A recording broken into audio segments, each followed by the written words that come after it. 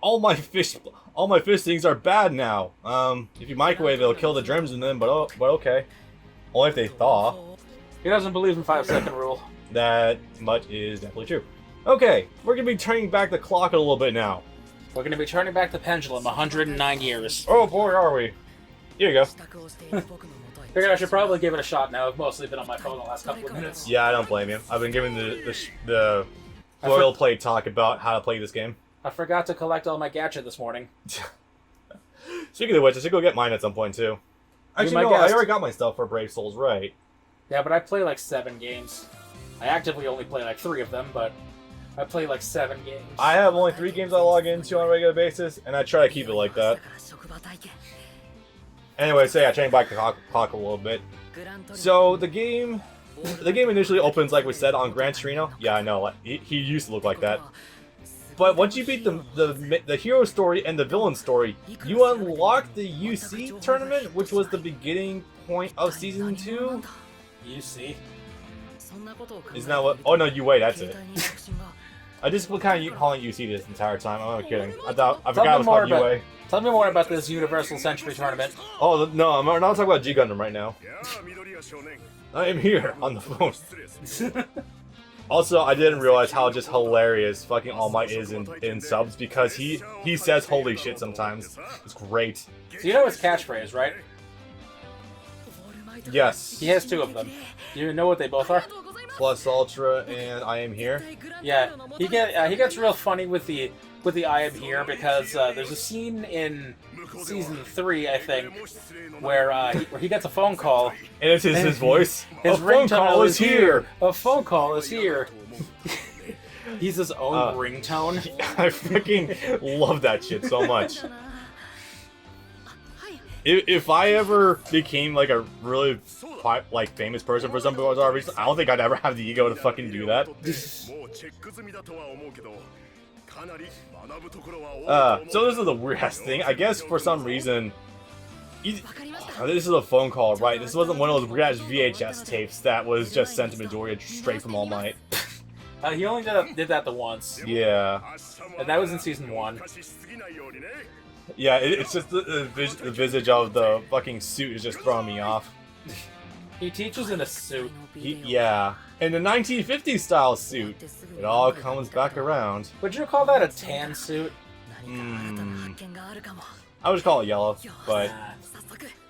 No, I don't think we can quite instigate the joke about the Obama controversy here. We're about to go to a sporting event. How do you think he takes his hot dog? Good stuff. They start in weird places.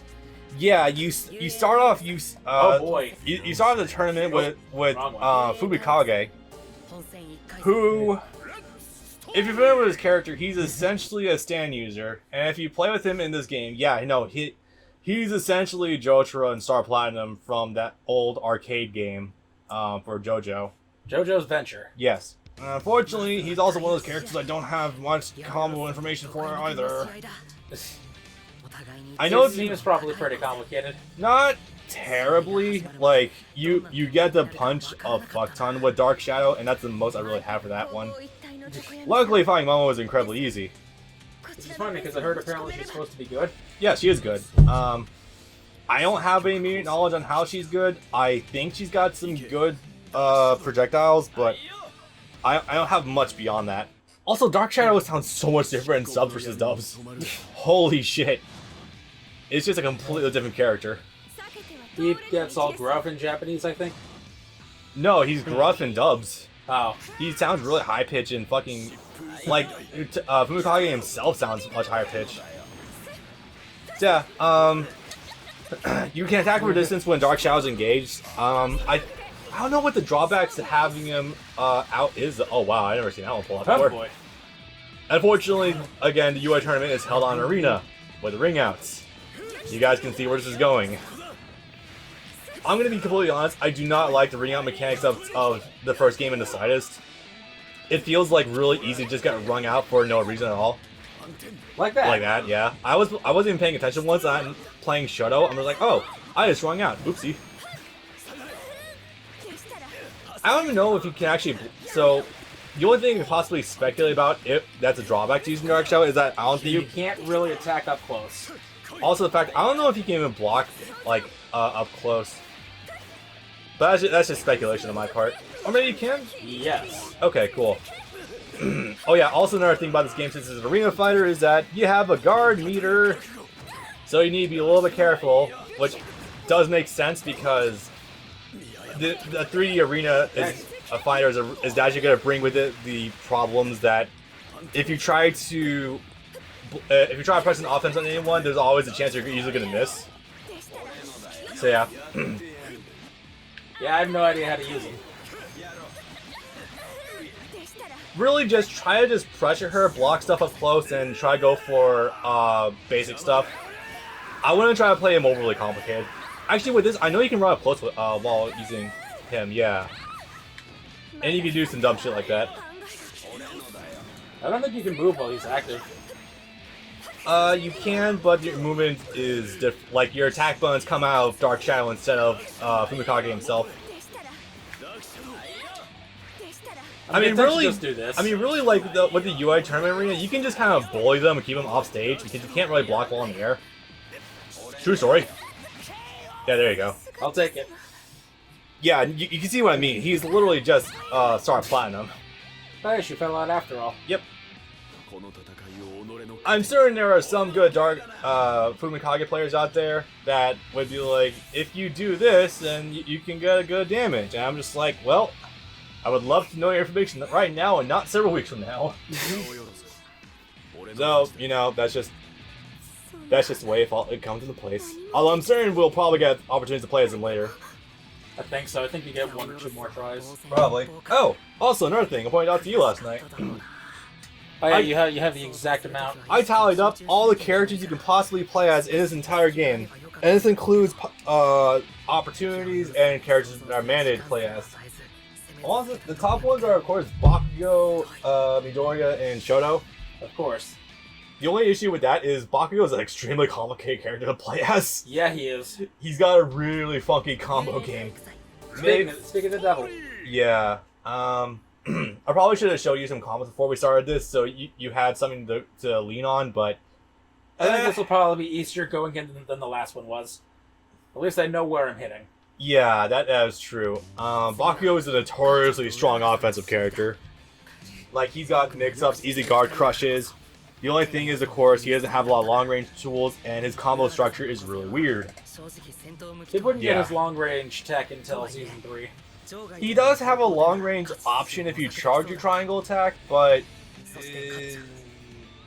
you'd rather have the rapid punches for the combos. But that's just general how it falls into place. Anyway, this. People love this fight. It's brutal. It is brutal. Also, something gender equality. Bakugo wasn't holding back despite the fact that Uraraka's a girl. He acknowledges the fact that she's an equal, because even though she's a female and he doesn't hold back, gotta respect. I choose to more interpret that out of the fact that Bakugo will just brutally beat up someone no matter their age or gender. He doesn't give a shit. He doesn't fucking care. He's threatened to murder children before. He has. I find the funniest fucking thing ever, personally. Cruel? Yeah, slightly, but still kind of funny. It's alright. Yeah, Bakugo's internship, his hair. Yes, with Best Genius. Best Genius, his fucking hair was gold. Although not nearly as fun as Uraraka with Gunhead. She really gets to put that to use later on. Oh god, did she? What? Just happened to come in handy when she was finding that one maniacal knife woman. Whose name? Toga. Toga, yeah. Her name immediately escaped me. I'm surprised by that because she's the only female villain in the series. Well, there's more to come. For right now. I never thought I'd be able to get through that, but being right in front of her. Also, I have no information on Uraraka. I literally not even played as her yet. So, yeah. At this point, it's just become more of a running joke. Like, I haven't tried her yet. I'm certain she's got long-range options, but yeah. You might be able to dash that. No, okay. No, that was a grab. Yeah, that was... In this game, grabs are kind of lies. Yes. Yes, they are. Because, like, if if it's a red attack, then no matter what it is, it's unblockable. So like Midoriya has a quote-unquote unblockable, which is a throw, but it's not like how a throw excuse me, functions. It's really bizarre. Dead.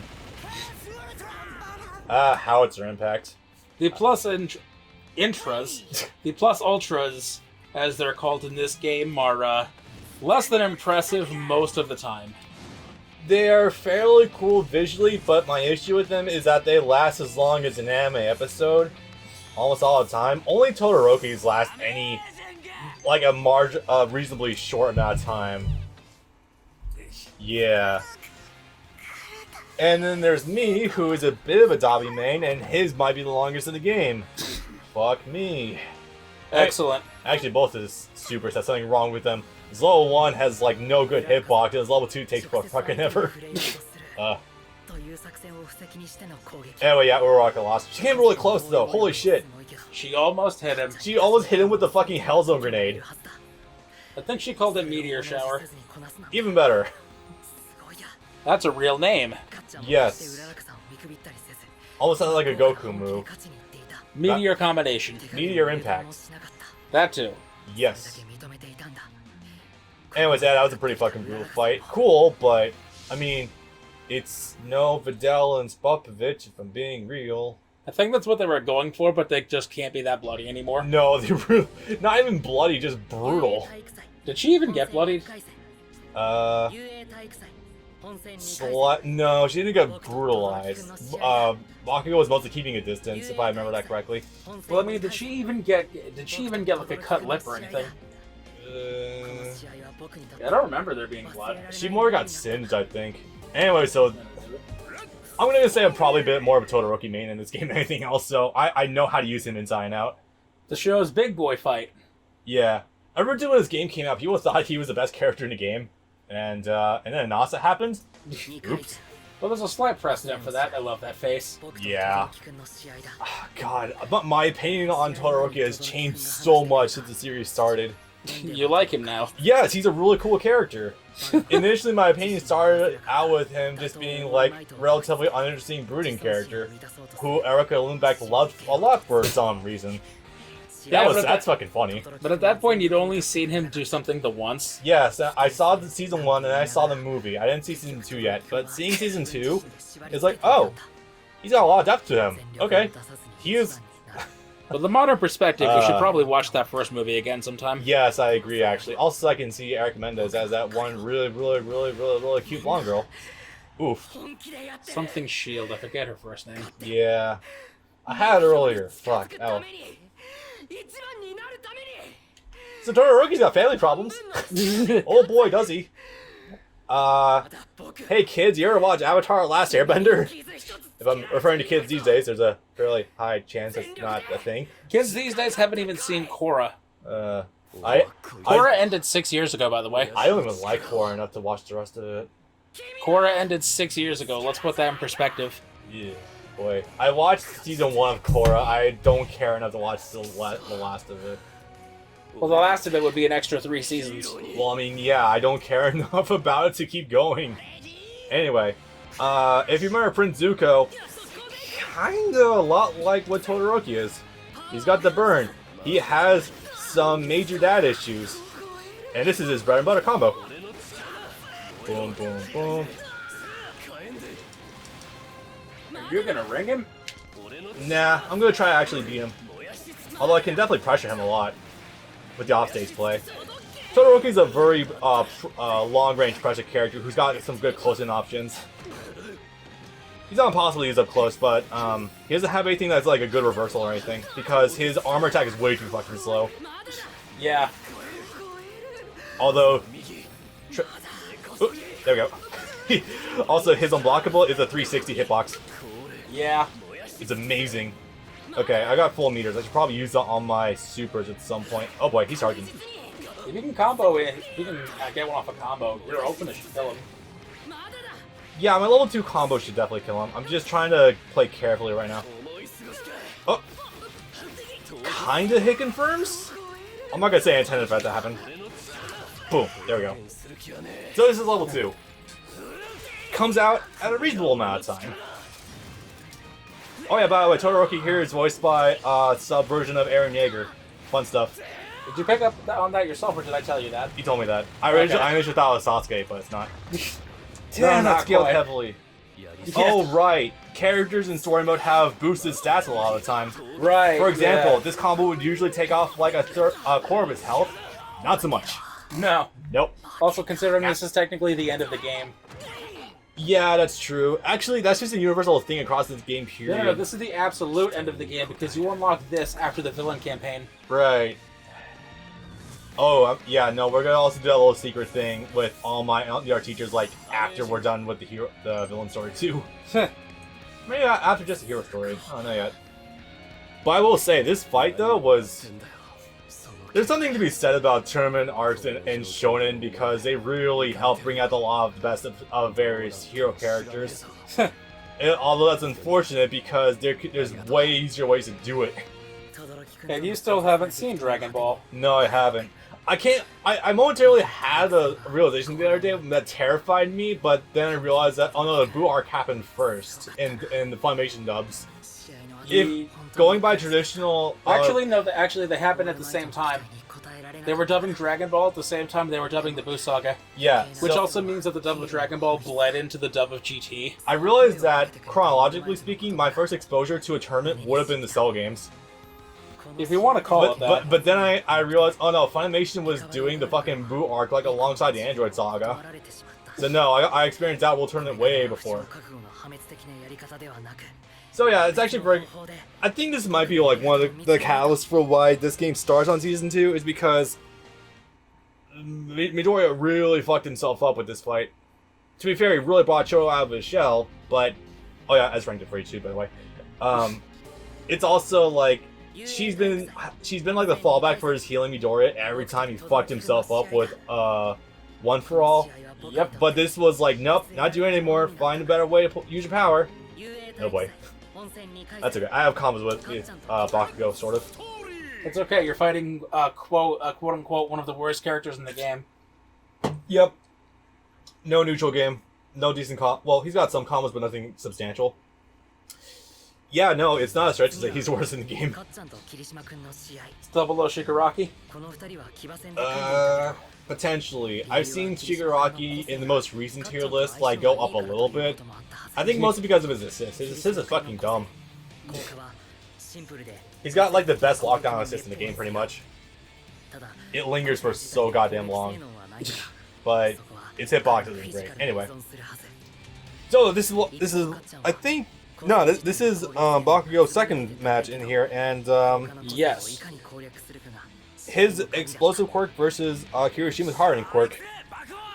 Also funny to say, I only remember Kirishima's name on a regular because it's named one of the best boats in Common Cold. Well, yes. Well, probably like the other notable sister besides Haruna. Yes. Yeah. The unstoppable force versus the immovable object. Essentially. Well, in this instance, yes. Okay, Bakugo. You have explosive hands, and you have some pretty good unblockables. Oh, okay. Oh right, the only person one of the people you can get easy ring outs with is Ida. Funny enough. Got that. Okay. But no, Bakugo's combos are really intricate. The first big reason is that this is an air square. Also, by the way, yes, for those wondering, we're going to be using PS4 control schemes because this game doesn't... The community is not centralized enough that they have like notations across universal platforms. Someone on PC tried to do it for One's Justice 2, but it didn't work out very well because it was just funky. Yeah, that was never going to stick. Yeah. Besides, people are playing this more on PS4 than anywhere else, and you know it. PC's fairly active. I don't know about Switch. Definitely not Xbox. Nope. I don't even know if the game is on Xbox. It is actually. One Justice 2 is on all of them. Right. That's why it's... Actually, no, I know for a fact it is because like every time I looked up a combo video for the game, they're always using fucking Xbox notations. And that baffles me. I think that just means they're playing on Steam. It could be, but considering the share feature that we're using, nope. It's definitely Xbox. No, Windows has share.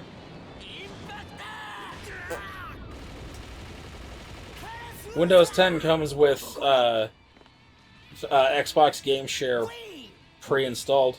Oh, does it?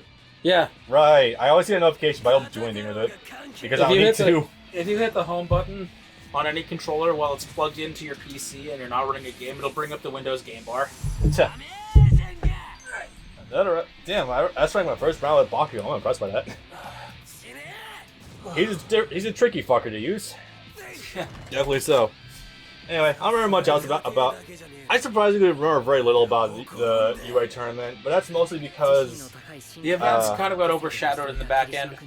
Yeah, especially by what happens next. I will say though that the 1-2 punch of the UA tournament and Stain is definitely the reason why I think season 2 is one of the best seasons, bar none, for the series. It's great. Could you make a list of best sequel sequences that, for lack of a better term, actualize a show? True. Because that's a word.